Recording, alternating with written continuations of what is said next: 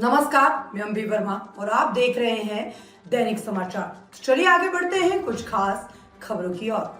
Chief Justice of India Justice बी.आर. गवई ने कहा कि जुडिशियल रिव्यू की शक्ति का इस्तेमाल संयम से करना चाहिए। ऐसा तभी हो जब कोई कानून संविधान के मूल ढांचे का उल्लंघन करता हो। एक लीगल न्यूज पोर्टल के सवाल का जवाब देते हुए जस्टिस गवई ने कहा कि कई बार आप सीमाओं को पार करने की कोशिश करते हैं और वहां घुसने की कोशिश करते हैं जहां आमतौर पर न्यायपालिका को प्रवेश नहीं करना चाहिए। जस्टिस गवई ने आगे कहा कि जुडिशियल अलर्टनेस जरूरी है, लेकिन इसे जुडिशियल टेररिज्म में नहीं बदलना चाहिए। जस्टिस बी.आर. गवई ने ऑक्सफोर्ड यूनियन में from representation to realisation embodying the constitution's promise subject पर बोलते हुए कहा कि जब विधायिका और कार्यपालिका नागरिकों के अधिकारों की रक्षा करने में असफल रहती है तब न्यायपालिका को हस्तक्षेप करना पड़ता है, लेकिन इस हस्तक्षेप की सीमा और मर्यादा होनी चाहिए। सीजेआई गवई ने रिटायर होने के बाद राजनीति में आने से इनकार किया। उन्होंने कहा था कि सीजेआई के पद पर रहने के बाद व्यक्ति को कोई जिम्मेदारी नहीं लेनी चाहिए। सोशल मीडिया के दुरुपयोग पर उन्होंने कहा, मैं सोशल मीडिया को फॉलो नहीं करता हूँ, लेकिन मेरा भी यही मानना है कि जस्टिस अपने घरों में बैठकर फैसले नहीं सुना सकते।